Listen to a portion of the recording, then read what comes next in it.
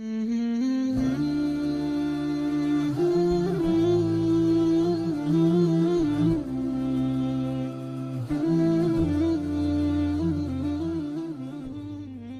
15-year-old was studying biology and his teacher was an atheist. And he came and told me that he was studying biology and he said that his teacher said that we can explain life without God. And I said that biologists should not interfere with cosmology. A biologist should stay in biology and not start talking about cosmology, because that's another science, cosmology. And it reminded me of the joke about the biologists that meet God, and God asked them what they're up to, and they said, well, we've gotten rid of you. And God asked the biologists, how did you get rid of me? And they said, well, we can explain how we got here without you. And he said, well, how would you do that? They said, well, first we take some cosmic dust. And God says, no, wait a second, get your own dust. Right? You see, because where did it all start? Where did we come from? Even if evolution explained how we have evolved as a species, it doesn't explain where the original material came from.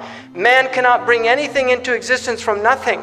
He makes organs from already existing cells. The cloning comes from already existing cells. He's now in stem cell research and doing all of these things. Everything that he makes has pre-existing materials. We cannot make anything out of nothing. It's impossible for humans to do that, because nothing comes from nothing. And this is why my own teacher said, كذب الملحدون. The atheists are liars. العدم لا يوجد الوجود. Non-existence cannot bring existence. الفوضى لا يكون النظام. Anarchy or chaos cannot bring order into existence. الجهل لا يلد العلم. Ignorance cannot bring knowledge into existence.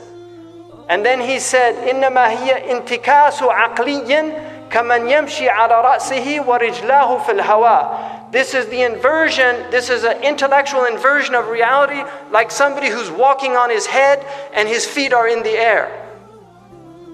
That this is something that humans have never believed. And this argument now of the modern atheists, this is an ancient argument.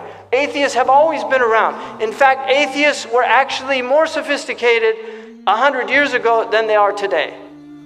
And this is the truth, because 100 years ago they were well versed in philology, like Nietzsche. They were well versed in, they were profound philosophers.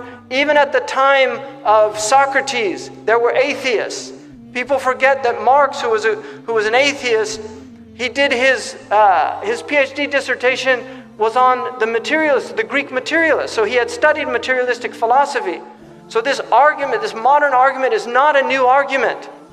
It's a very old argument, and our scholars dealt with this argument extensively, but people don't read their books anymore. And one of the simplistic views of some of these modern Muslims that deny theology and the tradition of theology, they have no response to these new atheists. They have no response other than to say kuffar. But this is not enough, because Muslims have always dealt with these things intellectually in a tradition called Radd al-Shubuhat, which is refutation of the obfuscations that are brought out by the atheists. So it's important for us to remember that we were created to adore Allah subhanahu wa ta'ala, but to know Him through ma'rifah, and this is through the intellect, first and foremost. And our intellect is a spiritual concept. The intellect is immaterial. It's not of this world. And this is why we don't know where we go when we dream, but we know that we leave this place and we enter into another realm, because we're in a realm that's immaterial.